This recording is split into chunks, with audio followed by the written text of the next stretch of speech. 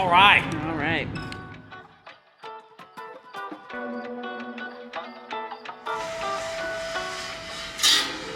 The New River Gorge Bridge was at one time the longest steel arch bridge in the world, today holding the number 3 spot, spanning 3,030 feet. In this video, we will walk under this engineering feat and visit the newest national park in the U.S., the New River Gorge. We are the Savory Suitcase, and we are on a mission to visit all 50 states. Last week, we began our journey to visit West Virginia, our 30th state. Stopping first in the city of Pittsburgh and then heading down to Fayetteville visiting Babcock State Park, Hawks Nest State Park, and enjoying a pepperoni roll or two along the way because, well, West Virginia. The next day, we headed to the park to begin our visit, crossing over the New River Bridge. Interestingly, because the structure of the bridge is all supported from below, sometimes visitors drive right over it without even realizing they've crossed it.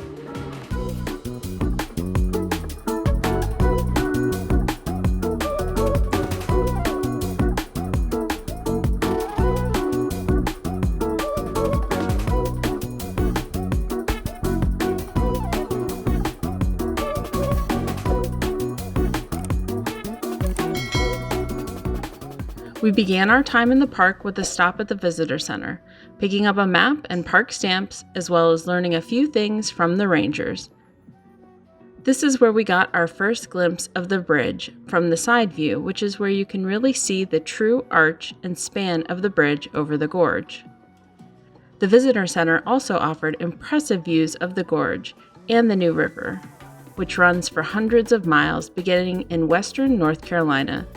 The New River is somewhere between 10 and 360 million years old. That makes it one of the oldest rivers in the world. Many believe that it is certainly the oldest river in the United States. This area is also celebrated for both the whitewater rafting and the rock climbing. We took a few more minutes at the visitor center, learning more about the geology and history of the area before heading down to the viewpoint.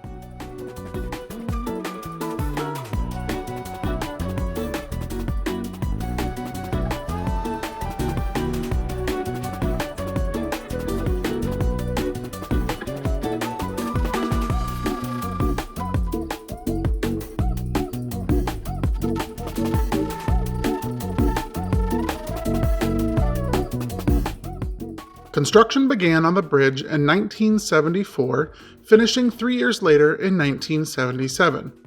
The bridge cut the vehicle travel time from one side of the gorge to the other from about 45 minutes to just about 45 seconds, significantly boosting the local economy and improving the transportation in the area.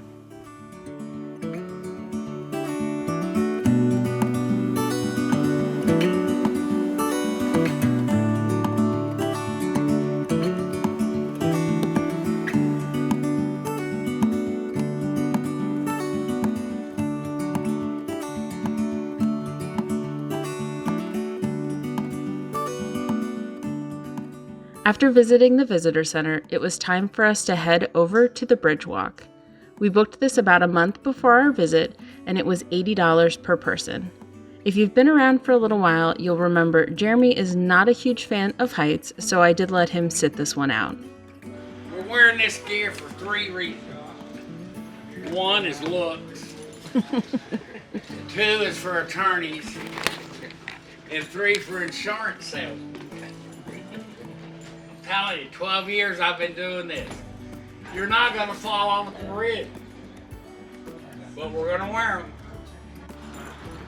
Another foot and leg attach through here. You can do it the way I do it, or over the years I came up with a harness dance. That helps me get this harness formed in my hip. Yes. Now I'm done.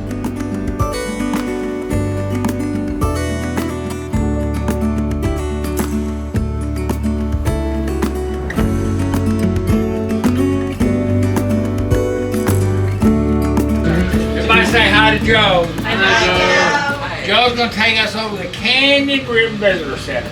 Have y'all been there yet? Yeah, go visitor center. If you haven't, you need to go. Yeah, we're going now. We're going Like after the trip or whatever, because I'm going to ask you to. After getting rigged up in our safety gear, we headed back to the visitor center to begin the walk. It was a short walk down to the bridge, giving us the first glimpse of the catwalk that we would be walking on. It sits 25 feet under the bridge and runs the whole length. We paused for a few photos and then began our walk.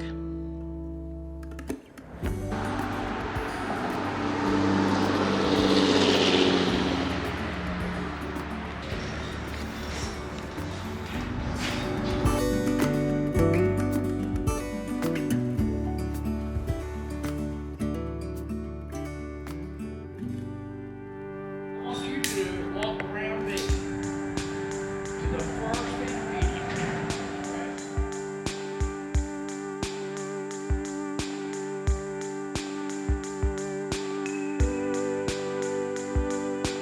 The harness is hooked to an overhead cable that runs the length of the bridge.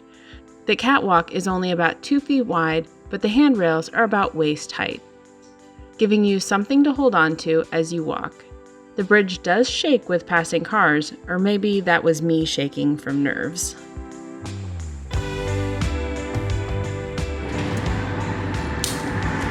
All right. All right. Closed-toed shoes are required for this walk. You are also allowed to bring a camera and your phone, but no bags are allowed. And everything must have a strap to attach it to yourself during the walk. If you have glasses or sunglasses, they also have to have a strap.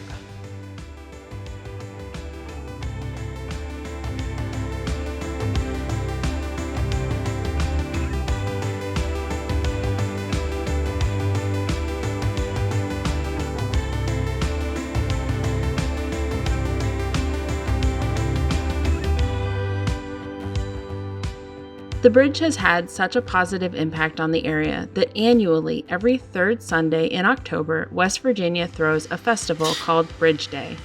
This is not only to celebrate the bridge, but also one of the largest extreme sporting events in the world.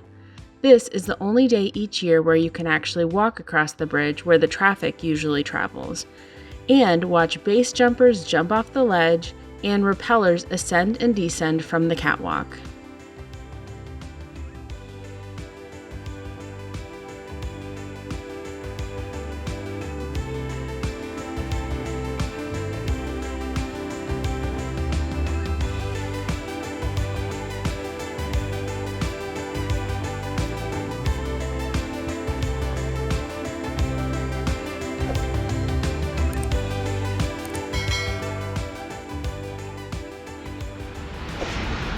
You and home, right here.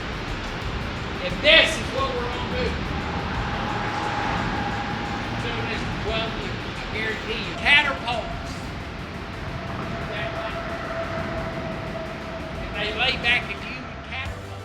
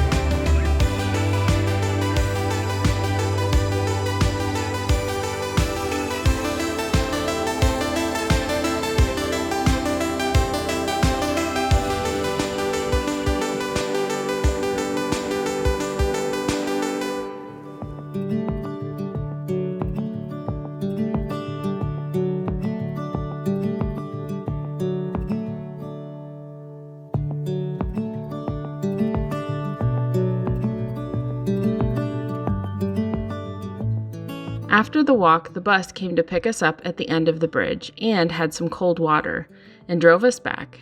We spent about 90 minutes walking across the bridge and then drove back across it in about 45 seconds.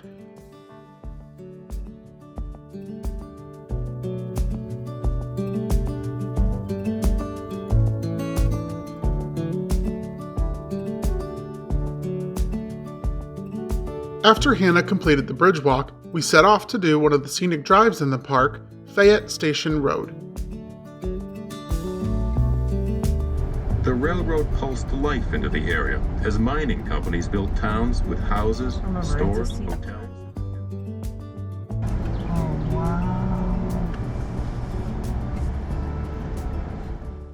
This scenic drive is an 8-mile, one-way road. It takes about 30 to 45 minutes to complete the tour and offers stunning views of the bridge from below. The national park also offers an audio tour that guides you and points out sites and historic places along the way.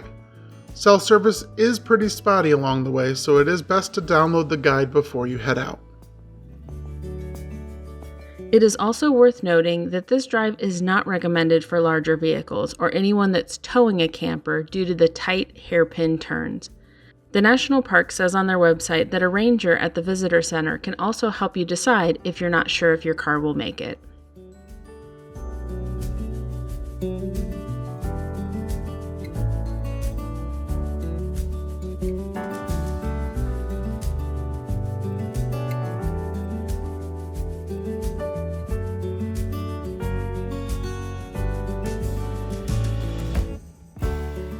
Fayette Station Road continues down the side of the gorge to river level, with a parking lot at the bottom that gives you access to the new river, and many more views of the gorge and bridge.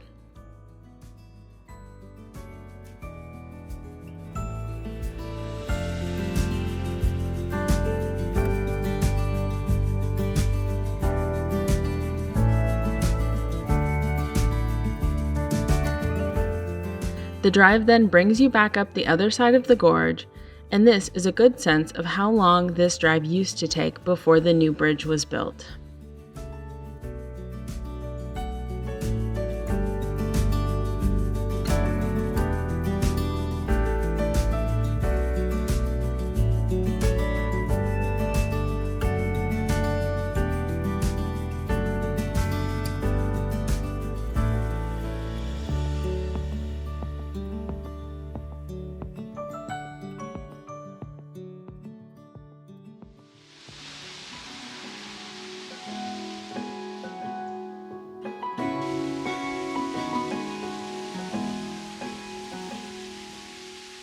We also stopped by Cathedral Falls, and although the flow is not very strong this time of year, it was still a peaceful place to visit.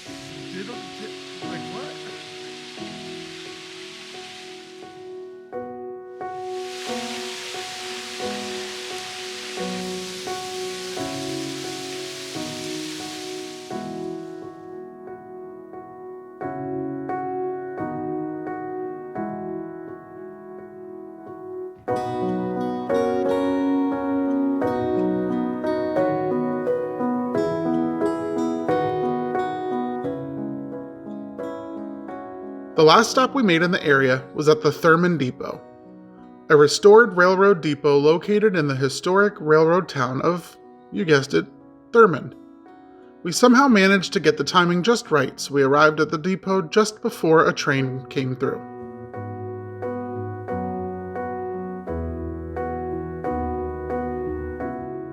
During the first 2 decades of the 1900s, Thurmond was a classic boomtown, with the huge amounts of coal brought in from area mines, but with the advent of diesel locomotives and less coal coming in from local mines, the town began a steady decline.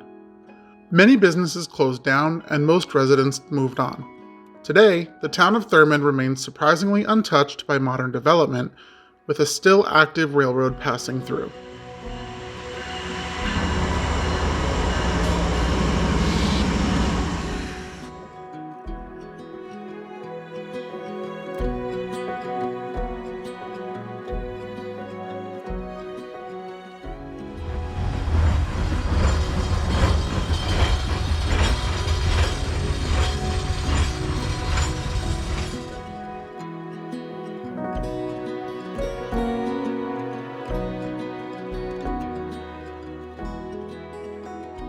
On next week's video, we wrap up our West Virginia series, visiting Blackwater Falls State Park, climbing the Olson Observation Tower, entering the National Radio Quiet Zone, and boarding the Cass Scenic Railway steam engine.